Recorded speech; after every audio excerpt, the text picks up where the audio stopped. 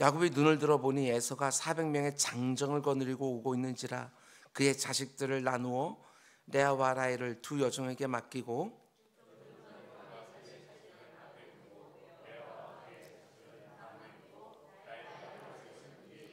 자기는 그들 앞에서 나아가되 몸을 7번 땅에 굽히며 그의 형 에서에게 가까이 가니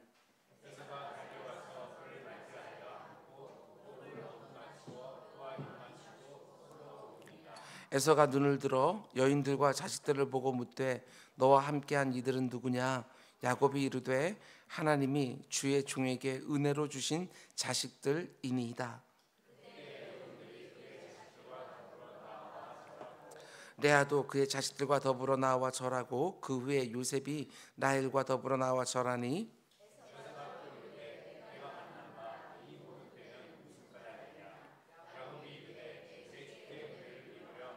에서가 이르되 내 동생아 내게 있는 것이 족하니 네 소유는 네게 두라.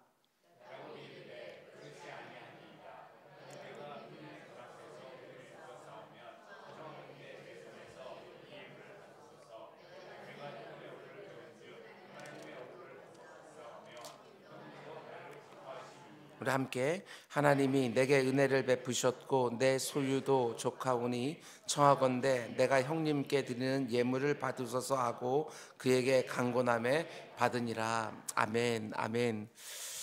여러분들이 가지고 있는 책 2월 16일자 설교입니다. 오늘은 화목하게 하는 말씀 7번째 시간으로 내가 변하면 그 사람을 변화시키는 것은 하나님의 몫이 됩니까? 이런 제목으로 말씀 전하려고 합니다. 내가 변하면 그 사람을 변화시키는 것은 하나님의 몫이 된다. 지난 금요일 저녁에는 이삭을 묵상하면서 우리가 온유에 대해서 함께 생각해 보았습니다. 온유를 한마디로 저는 이렇게 정의했습니다. 온유는 의외의 반응이다. 화를 내도 마땅한 상황에서 이해와 용납을 보이는 의외의 반응, 그게 바로 온유라고 말씀을 드렸습니다. 이번 한 주 좀 어떤 상황 가운데 속에 이전과는 다른 의외의 반응을 하면서 사셨습니까? 그렇다고 한다면 지금 그 말씀이 내 일상에서 역사하고 있는 것이다. 우리는 그렇게 충분히 말할 수 있을 것입니다. 온유한 사람은 사람의 마음을 내가 거할 땅으로 받게 되어진다. 눈으로 보이는 땅만이 아니라 내가 언제든지 가기만 하면 받아들여주는 그 사람의 마음, 그것을 온유한 사람들이 취한다는 것이지요. 그리고 오늘 이 시간에는 야곱과 에서를 통해서 화해에 대해서 함께 묵상해 보려고 합니다. 어떻게 깨어진 관계를 다시 화목하게 할 수 있는가? 한마디로 말하면 야곱처럼 엎드리고 에서처럼 끌어안으라, 이렇게 말할 수 있습니다. 오늘 본문은 야곱과 에서의 화해에 관한 이야기입니다. 야곱은 20년 타향살이 끝에 거부가 되었지요. 그러나 야곱의 삶은 그렇게 행복해 보이지는 않습니다. 왜냐하면 그의 삶은 용서받지 못한 삶이었기 때문에 그렇습니다. 아무리 많은 것을 가져도 늘 마음 한구석에 걸리는 게 있습니다. 자기가 고향 땅에서 한 일들이 늘 마음에 걸리는 것이지요. 아버지를 속이고 형을 속이고. 그래서 지금 20년 만에 고향 땅으로 돌아가고는 있지만 아버지는 그렇다고 치고 형 에서와 다시 만날 것을 생각하니까 너무나도 불안하고 두려운 거예요. 여러분, 저는 형 에서 역시도 지난 20년 동안 마음이 편하지 않았을 거라고 생각을 합니다. 자기를 속이고 아버지의 축복을 다 가로챈 동생 야곱을 생각할 때마다 마음에 분노가 올라오지 않았을까? 정말 그렇습니다. 용서받지 못한 마음과 용서하지 못한 마음에는 평안이 없어요. 둘 다에게. 용서받지 못한 사람도 힘이 드는 것이고요, 용서하지 못한 사람도 힘이 드는 거예요. 그래서 하나님은 여러분과 제가 용서받지 못한 상태로 살거나 용서하지 못한 상태로 사는 것을 원치 않으시는 것입니다. 사람들 사이에서 그 어떤 갈등과 다툼이 없을 수는 없지만 반드시 용서하고 용서받고 반드시 화해하고 화목하게 살기를 하나님 원하시는 것이지요. 용서하고 용서받는 화해 얼마나 중요한지 모릅니다. 그래서 우리 집 산상수훈에서 내 제자들은 반드시 이렇게 살아라 말씀하시면서 이렇게까지 말씀하셨어요. 마태복음 5장 23절 24절 말씀 보면 그러므로 예물을 제단에 드리려다 거기서 네 형제에게 원망 들을 만한 일이 있는 것을 생각나거든 예물을 제단 앞에 두고 먼저 가서 형제와 화목하고 그 후에 와서 예물을 드리라.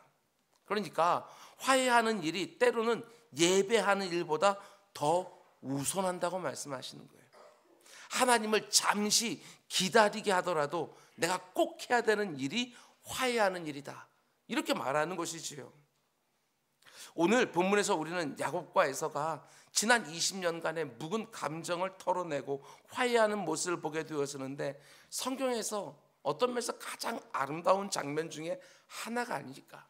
늘 다투고 분쟁하고 싸우고 나뉘는 이 세상 가운데 속에 에서와 야곱이 서로 부둥켜 안고 엉엉 울며 그 모든 관계를 회복하는 이 장면 정말 아름다운 장면이 아닐까.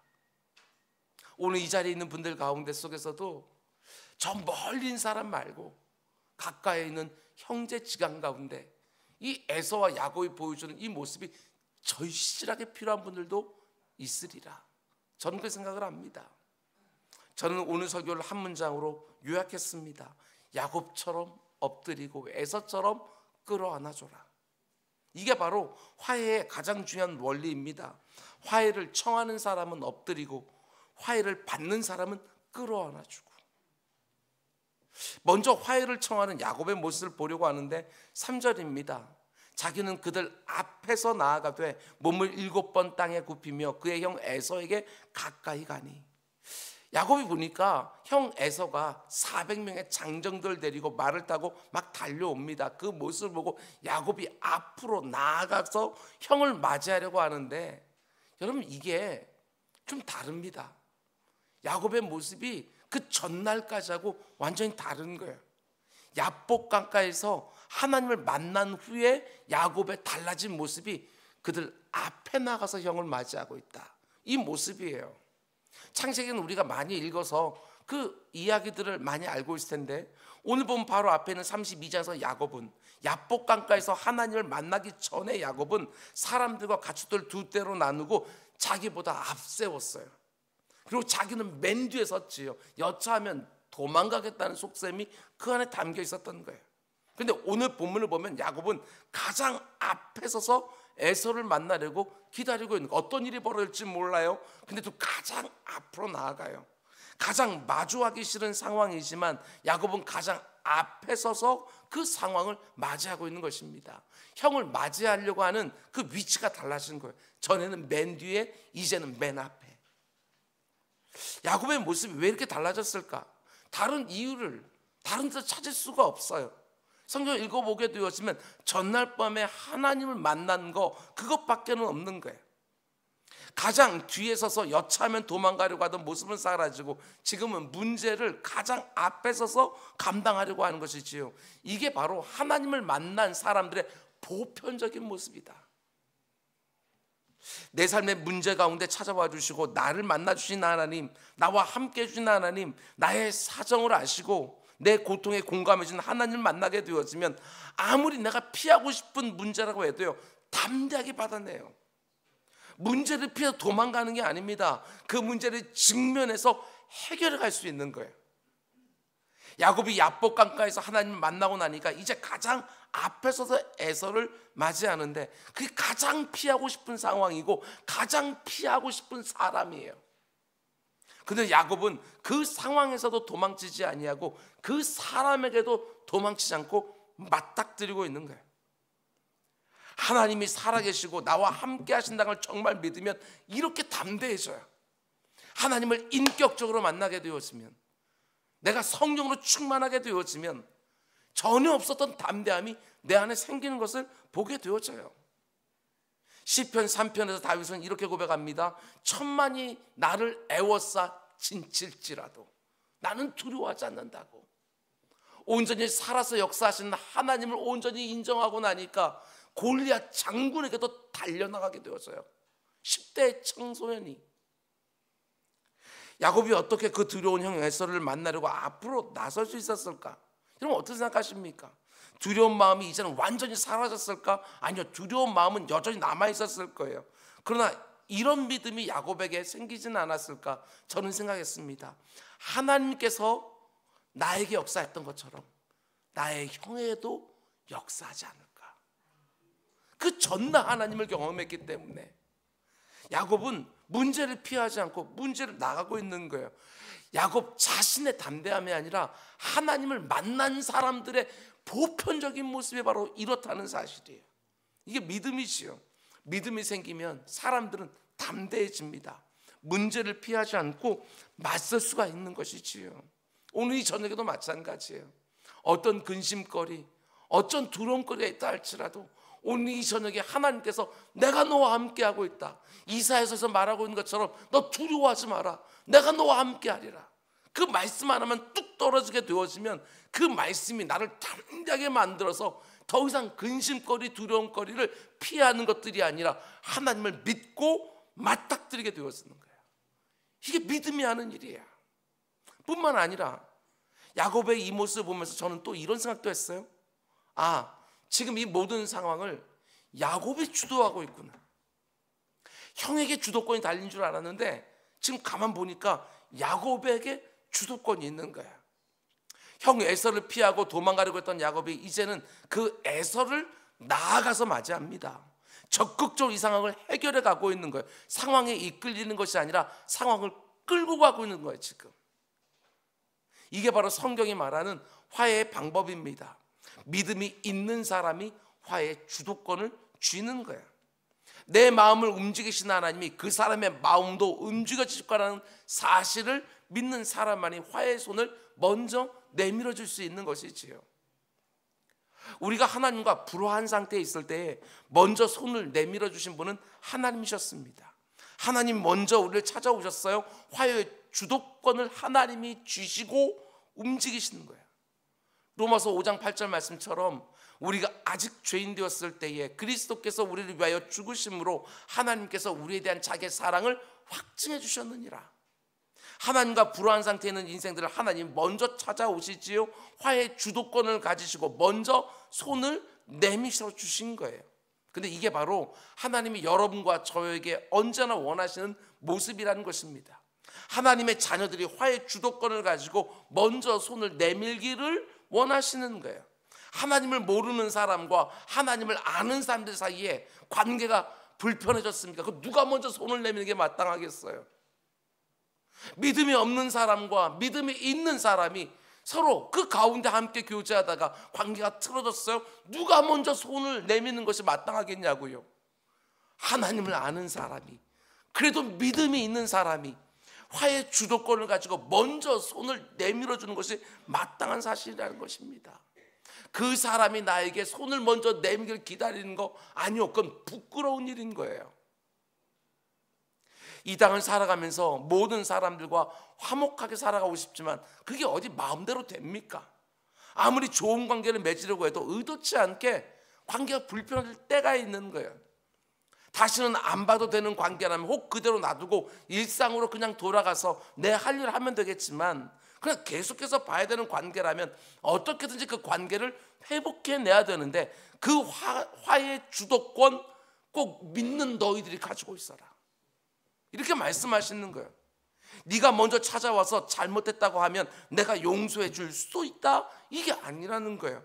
하나님이 내게 먼저 손을 내밀어 준 걸 아는 성도들이 손을 먼저 내밀어 줘라, 이렇게 말하는 것이지요. 믿음이 강한 자가 믿음이 약한 자의 짐을 담당해 주는 거예요. 우리 주님 산상수훈에서 이렇게 말씀하셨습니다. 화평하게 하는 자는 복이 있나니 그들이 하나님의 아들이라 일컬음을 받을 것이며, 화해의 주도권을 가지고 관계 회복을 위해서 먼저 손을 내미는 사람이 하나님의 자녀라고 일컬음을 받는다는 것이지요. 지금 이 상황을 보게 되었으면 에서는요 아직 마음이 어떤지 몰라요.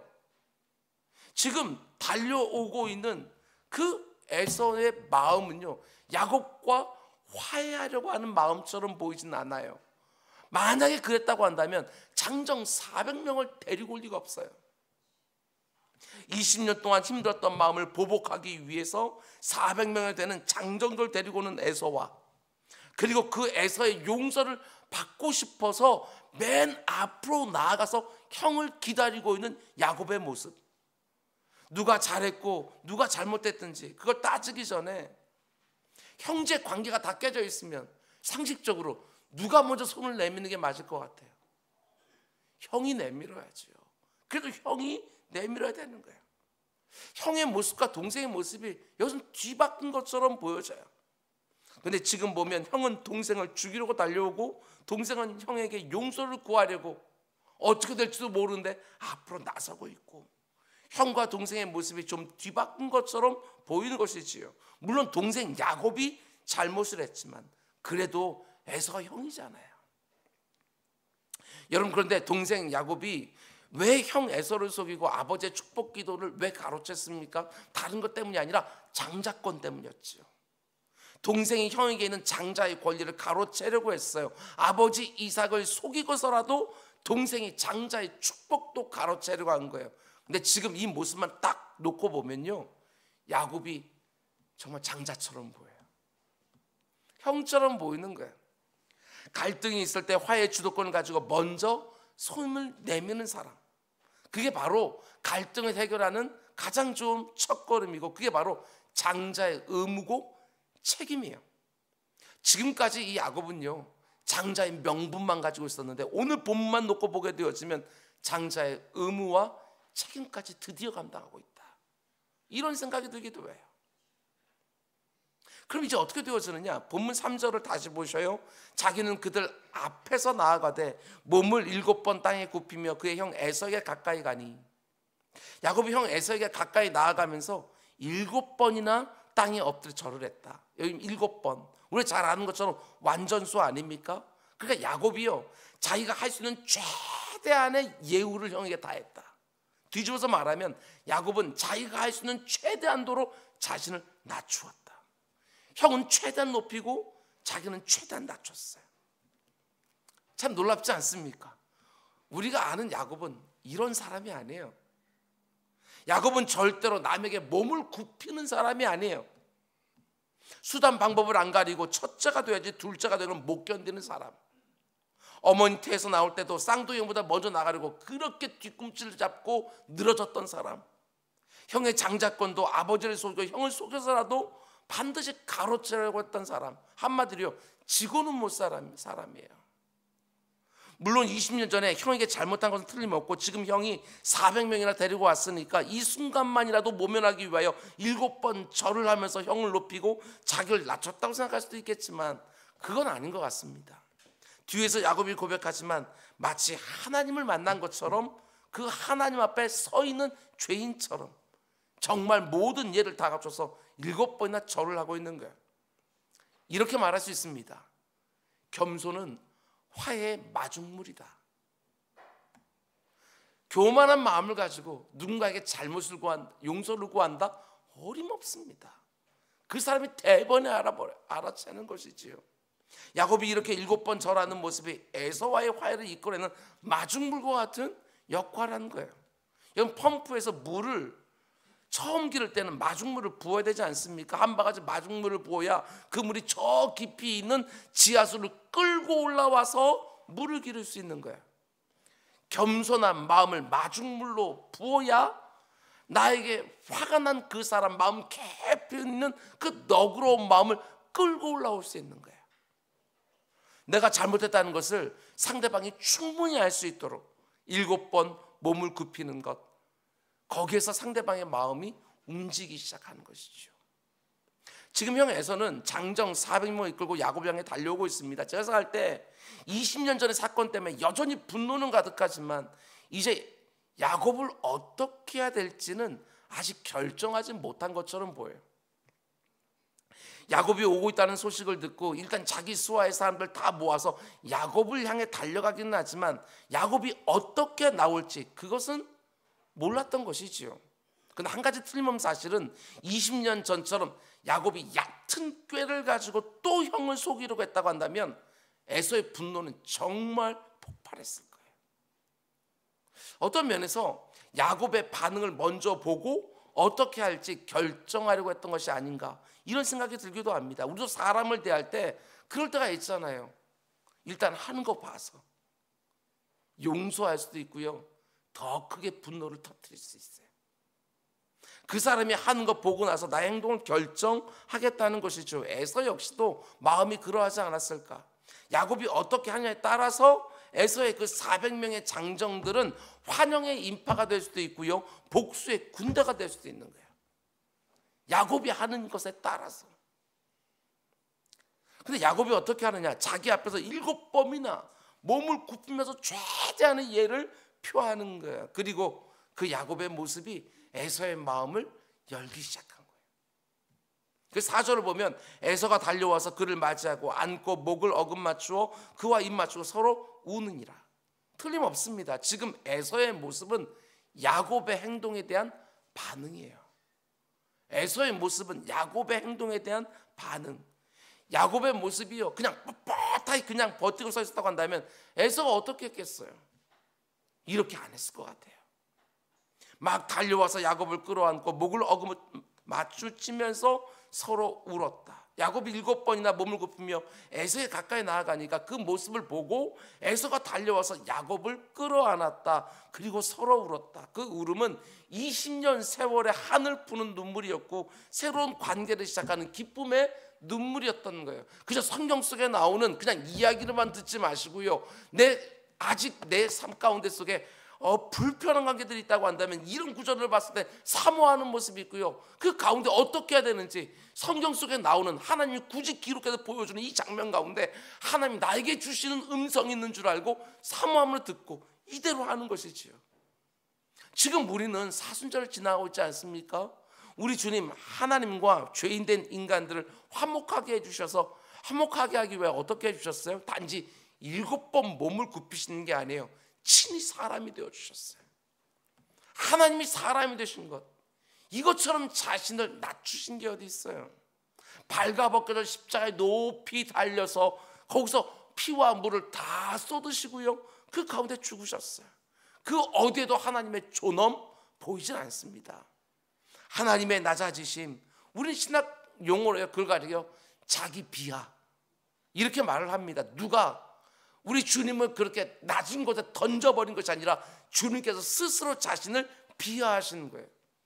여러분, 자기 비하의 사전적 의미가 뭐냐? 스스로를 과소평가하고 저평가하고 폄하하고 과도하게 겸손한 모습을 보이는 것, 그게 바로 자기 비하예요.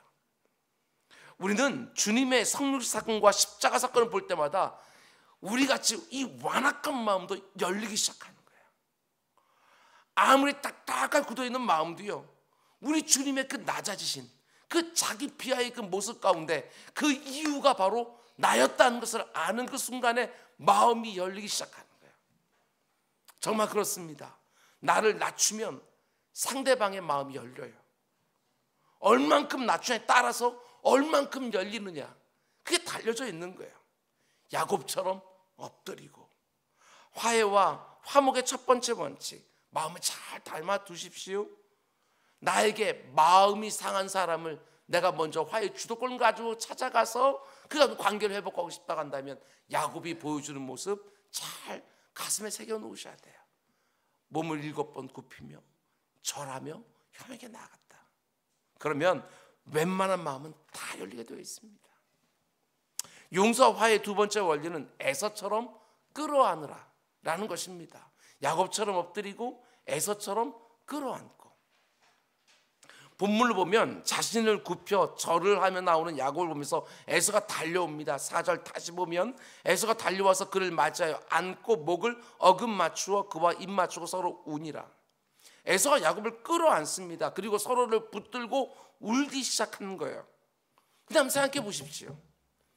에서가 야곱에게 따질 게 얼마나 많았을까? 그때 왜 그랬냐고. 근데 오늘 본문을 보면 한마디도 안 따집니다. 그냥 끌어안고 울어요.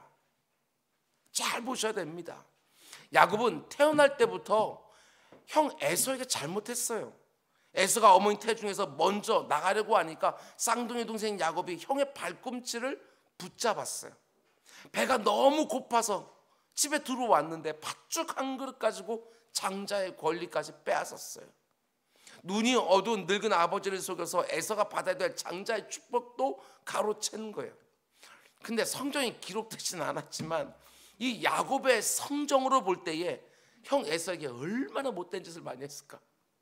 저는 그런 생각이 들더라고요. 근데 오늘 본문을 보면 에서가 한마디도 따지지 않아요. 그래서 화해가 가능했던 것이지요. 틀림없습니다. 시시비비를 가리고 잘잘못을 가리기 시작하면 절대로 화해는 이루어지지 않는 거예요. 그래서 진정한 화해는 반드시 진정한 용서가 수반돼야 되는 거예요. 진정한 용서가 거기 있어야 돼요. 어떤 사람들은 화해하러 갔다가 또 싸우고 그냥 돌아옵니다. 화해하러 갔다가 시시비비 가리고 잘잘못 가리다 내가 너 용서해 주긴 하는데 이거는 꼭 짚고 가야 되겠다 이러면서요 오히려 더 크게 싸우고 돌아오는 경우도 있어요. 근데 에서의 모습을 보면 아무것도 안 따지고 그냥 끌어안아요. 하나님도 우리의 과거를 묻지 않고 우리를 그냥 품어주신 것이지요. 내가 다시는 너의 죄를 기억하지 않겠다. 그게 바로 용서이고 거기서부터 화해가 시작되고 화목한 관계가 회복되어지는 것이지요. 기억하지도 않고 따지지도 않고. 베드로가 예수님께 찾아와서 용서에 대해서 질문합니다. 주님, 내가 몇 번이나 용서해 주면 되겠습니까? 7번 용서해 주면 되지 않겠습니까? 그때 우리 주님 이렇게 말씀하셔요. 아니 70번씩 7번이라도 용서해 줘라. 70번씩 7번 70 곱하기 7 490번 용서해 주라는 말입니까? 그렇지 않습니다. 네가 몇 번을 참아주고 견뎌주고 용서해 줬는지 너 그거 헤아리지 마라. 기억도 하지 마라. 그 말이지요. 예수님 만일 그럼 7번 용서해 주는 것도 대단한 일이지. 베드로야 그래 7번 그 정도 용서해 주면 된다 라고 말씀하시고 그 말씀이 성경에 쓰여 있으면 여러분과 제가 어떻게 했겠어요? 당연하죠. 용서해 줄 때마다 손가락을 꼽았을 거예요. 1번, 2번, 3번, 5번, 6번, 7번 다 됐다. 이제는 못 참는다. 그럼 틀림없이 이런 말 했을 거예요. 내가 지금까지 얼마나 많이 참았는지 용서해 준 줄 아니? 무려 7번 참아줬다. 7번 꽉 채웠다. 여러분 7번 꽉 채웠다는 거 그거 셀 수 있다는 게 무슨 의미예요? 지금까지 하나도 잊지 않은 걸 기억해 두어서 다 세니까 몇 번 이게 다 기억이 되는 거잖아요. 여러분 사람들은 용서했다고 말하면서도 다 기억합니다. 절대로 안 잊어버려요. 배우자나 자녀들이 나에게 잘못을 하면 한 번, 2번 용서해 줄 수 있습니다. 그런데 배우자나 자녀들이 똑같은 잘못을 또 했을 때는 어김없어요. 지난번에 내가 용서해 줬던 것까지 다 들춰내서 쏘아붙이는 거예요. 지난번에 참았던 것까지 다 합쳐서 정죄해요. 엄밀하게 말하면 그건 용서가 아니에요. 여러분 잘 들으십시오. 그렇게 한 건 용서가 아니라 집행유예밖에 안 한 거예요. 나는. 여러분 집행유예가 뭐예요? 지금 당장 집행하지 않고 유예하고 있다가 다시 죄를 지으면 이전에 지었던 죄까지 다시 소급해서 한꺼번에 그 죄값을 묻는 거, 그게 바로 집행유예예요. 그건 절대로 용서가 아니에요. 가만 보면 여러분과 제가 이럴 때가 얼마나 많은지 모른다는 것입니다. 집행유예를 해놓고 나서도 내 스스로는 용서했다고 착각해버려요. 이게 굉장히 무서워요. 집행유예라고 하는 게. 배우자나 자녀들의 잘못을 그리고 함께 신앙생활을 하고 있는 그 지체를 내가 용서해줬다고 말하면서 그걸 다 일일이 기억하고 있는 것이지요. 그건 절대로 용서가 아니에요. 집행을 유예하고 있는 것이고요. 처벌을 미루고 있을 뿐인 거예요. 그리고 그 다음에 또 어떤 불편한 일이 생겼을 때는 그거 다 소급했다가 그 전에 참았던 것까지 다 함께 쏟아붓는 거, 이게 집행유예인데 우리는 그렇게 하고 있을 때가 얼마나 많은지, 그걸 용서라고 착각할 때가 얼마나 많은지. 아닙니다 여러분. 한 번, 2번 세면서 집행을 유예하는 것이 아니라 용서해줬으면 아예 없었던 일처럼, 그게 진짜 용서지. 배우자나 자녀들의 잘못을 내가 용서해줬다고 말하면서도 그걸 다 기억하고 있다고 한다면 그건 용서가 아니라는 것입니다. 진정한 용서는요, 여러분 잊어주는 거예요. 내 마음에서 잊어주는 거예요. 오늘 본문의 에서처럼 그냥 끌어안아 주는 거예요. 횟수를 가리지 아니하고. 여러분, 저는 오늘 본문을 묵상하면서 이런 생각을 했습니다. 에서가 어떻게 이럴 수 있었을까? 우리가 일반적으로 생각하는 그 에서 이미지 있지 않습니까? 우락부락하고 혈기도 많고 뭐 이런 거 생각하는데 에서 어떻게 이럴 수 있었을까? 일평생 자기를 이용하려고만 하고 가슴에 대못을 받고 도망쳐버린 그 동생을 20년 만에 봤을 때 어떻게 한마디도 아니하고 그냥 꽉 끌어안고 그냥 울을 수 있었을까? 20년이라는 긴 세월을 지나다 보니까 옛일은 다 잊혀지고 분노도 다 식어버려서 그랬겠을까? 저는 그렇게 생각하지 않아요. 만약에 그랬다면 에서는 혼자 봤겠지. 400명 안 데리고 왔을 거예요. 혹시 우리가 잘 아는 것처럼 야곱이 주려고 하는 그 수많은 선물들 때문에 에서의 마음이 녹아내렸을까? 그것도 아닐 거예요. 에서는 야곱의 선물을 처음부터 거절할 정도로 이미 엄청난 재물을 가지고 있는 사람이에요. 그 정도 재물 때문에 20년 동안 쌓아놓은 그 복수심을요 풀어버릴 에서가 아니라는 것이지요. 그러면 여러분, 우리 궁금하지 않습니까? 어떻게 에서가 야곱을 보자마자 그냥 꽉 끌어안고 화해를 할 수 있었을까? 야곱은 우리가 이미 힌트가 있어요. 그 바로 앞장에서 야곱이 야복강가에서 하나님과 씨름을 하면서 환도뼈가 끊어지고 그 가운데 야곱이 이스라엘로 완전히 변하게 되어지는 그 엄청난 사건이 있었기 때문에 야곱이 이런 모습을 보인다 할지라도 에서는요, 성경 그 어떤 것도 말해주지 않아요. 야곱이 몸을 7번 굽히며 절했던 것도 틀림없이 에서의 마음을 열었겠지만 그것보다도 이거 하나밖에는 없어요. 하나님이 에서의 마음을 움직인 게 아니겠까. 우리 이거 하나밖에 우리는 말할 게 없어요. 야복강가에서 하나님과 밤새도록 씨름을 하면서 야곱이 변하니까 이제 에서가 변하는 건요, 야곱의 몫이 아니에요. 하나님의 몫이 되어지는 거예요. 야곱이 하나님을 만난 후에 변하고 나니까 복수심을 풀고 야곱을 향해 달려오던 에서의 마음은 하나님이 돌려놓으셨다. 얼마든지 이렇게 말할 수가 있는 거예요. 야곱이 변하니까 하나님이 형제 사이에 있는 문제에 개입하셔서 두 사람을 화해시켜 주신 거예요. 여러분, 에서와 야곱 가운데 속에 하나님의 주된 관심은 누구에게 있었어요? 야곱에게 있었어요. 아브라함으로부터 시작되어진 그 믿음의 가문은 야곱으로 지금 흐르고 있는 거거든요. 요셉이 그 다음에 나오게 되지만 사실은 요셉의 이야기가 아니라 야곱의 이야기예요. 그래서 믿음의 가문 이렇게 말하게 되었으면 족장들 하면 아브라함과 이삭과 야곱으로 끝나지 요셉은 들어가지 않아요. 지금 하나님의 관심은 야곱에게 있거든요. 근데 그 야곱이 변하고 나니까 다른 문제를 하나님께서 풀어주기 시작하시는 거예요. 그래서 에서의 마음을 하나님께 돌려주셨다. 얼마든지 우리는 이렇게 보게 되었는 거예요. 어떻게 에서가 20년 동안 마음속에 풀고 있었는 그 원한들을 어떻게 한순간에 그냥 야곱이 와서 7번 절했다고 해서 그것만 보고서 그냥 품어줬겠냐고요. 아니, 하나님께서 그의 마음을 움직이셨다. 사람의 마음을 움직이는 분은 하나님이십니다. 여러분, 하나님. 내 의지와 노력으로 사람의 마음을 움직이려고 하지 마시기 바랍니다.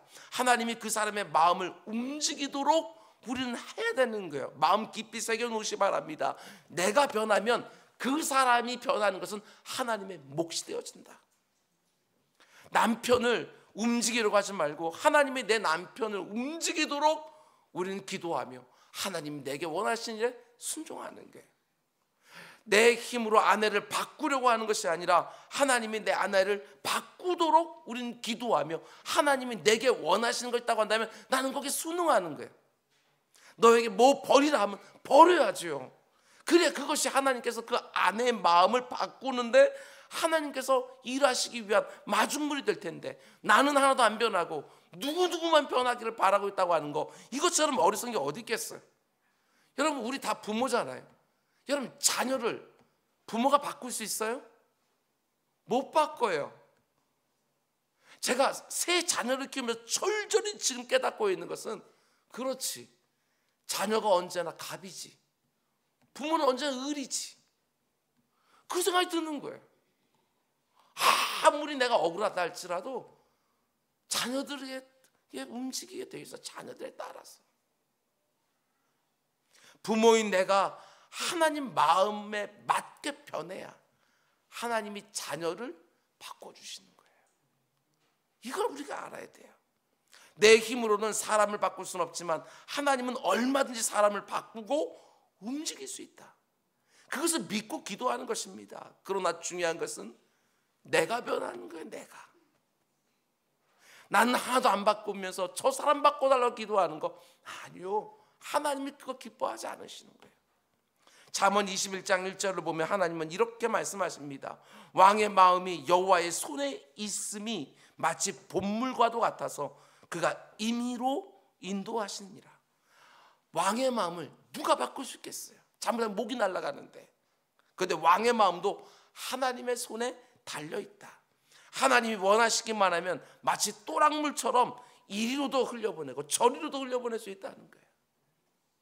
야곱이 이스라엘로 변하니까 하나님이 그래 이제 됐다 하시고 에서의 마음까지 바꿔주셔서 야곱을 보자마자 막 달려와서 꽉 끌어안고 울게 하시는 거예요. 지난 20년 동안 야곱의 마음속에 있었던 무거운 죄짐을 하나님이 한순간에 털어주시는 거예요. 여러분, 우리가 믿는 기독교의 핵심은 용서에 있습니다. 여러분과 제가 아무리 듣기 싫어해도 기독교의 핵심은 용서에 있습니다. 기독교 신앙에서 가장 중요한 단어 중에 하나가 바로 용서예요. 그 용서가 없다면 우리가 그렇게 사랑하는 십자가도요 그저 나무 막대기에 불과한 거예요. 그 십자가 상자가 없는 그 용서, 그래서 그 십자가 우리에게 너무 은혜가 되어지고 그 십자가 앞에서 사람들이 깨어지는 거예요. 그 용서가 없다고 한다면 우리 기독교는요 틀림없어요 한낱 윤리의 종교고요 도덕적인 가르침에 지나지 않는 거예요. 기독교 신앙은 하나님의 용서로부터 시작하여 우리의 믿음으로 이루어지는 거예요.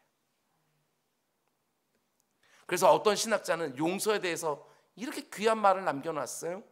성경은 용서의 알림장이요 십자가는 용서의 영수증이며 성령은 용서의 전파자요 선교는 용서의 전달식이다. 무슨 말입니까?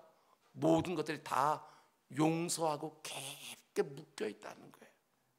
성경은 용서의 알림장이요 십자가는 용서의 영수증이며 성령은 용서의 전파자요 선교는 용서의 전달식이다. 하나님의 용서가 없었다면 아브라함은 믿음의 조상 못 됐습니다. 모세도 그 혈기 때문에 버림받았을 거예요.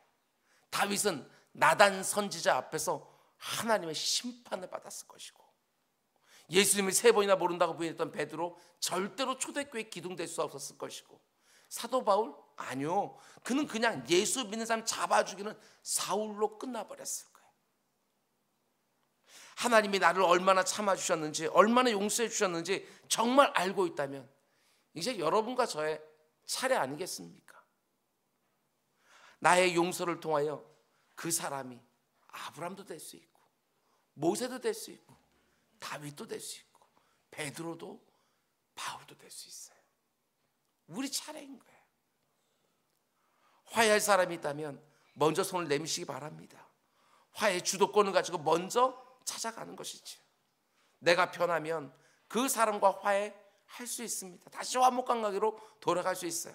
나는 안 바뀌면서 그 사람만 바꾸려고 한다? 어림없습니다. 순서가 뒤집힌 거예요. 내가 변하면 하나님이 그 깨어진 관계 속에 개입해 주셔서 반드시 그 사람도 바꿔주시는 거예요. 그만 용서해 주십시오.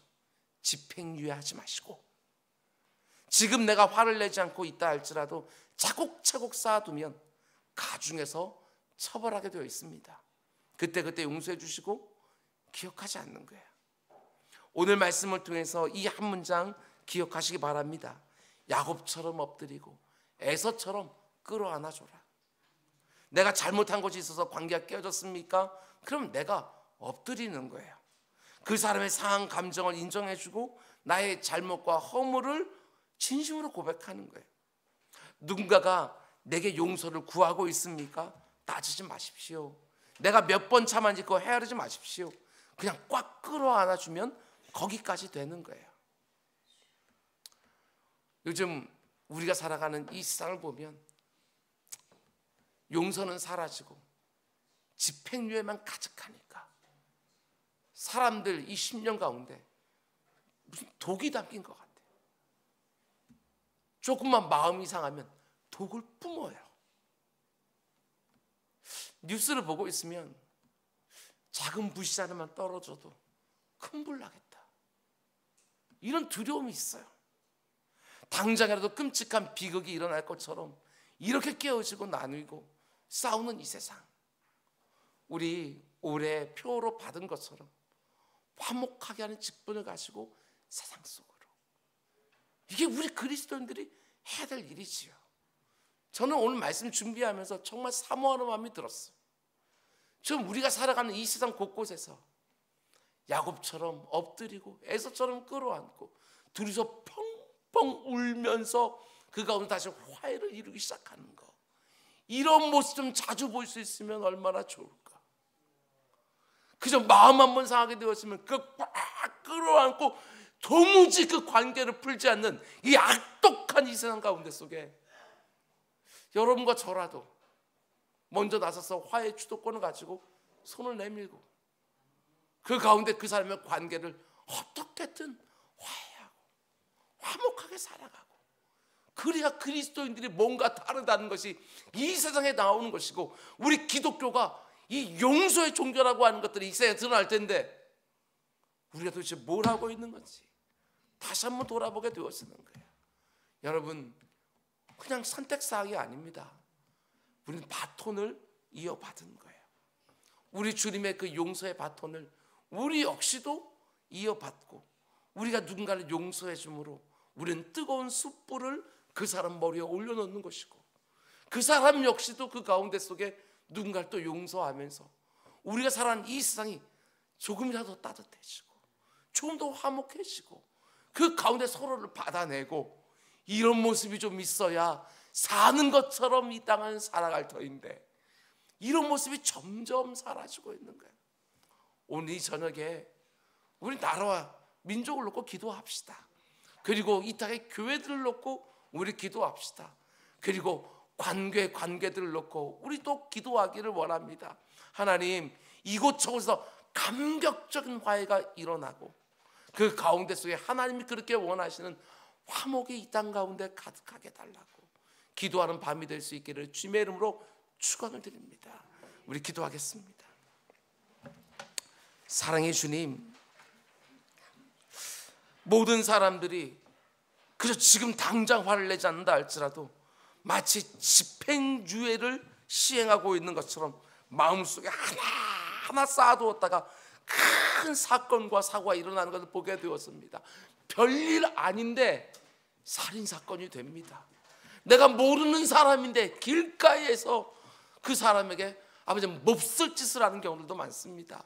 아버지 하나님, 어제까지만 하더라도 언니 동생 하다가 오늘은 원수가 되는 경우들이 얼마나 많은지, 피부치면서도 불구하고 그 가운데 원수를 질 때가 또 얼마나 많은지, 아버지 하나님, 우리들을 불쌍히 여겨주셔서 우리 그리스도인들이 사용해 주셔서 화목하게 하는 직분을 가지고 세상 속에 들어가 아버지 하나님, 에서와 야곱이 부둥켜 안고 서로 울며 그 모든 앙금들을 털어내는 이 모습들을 많이 볼 수 있도록 주님 은혜 베풀어 주시옵소서. 이 모든 말씀 예수님의 이름으로 기도드렸습니다. 아멘.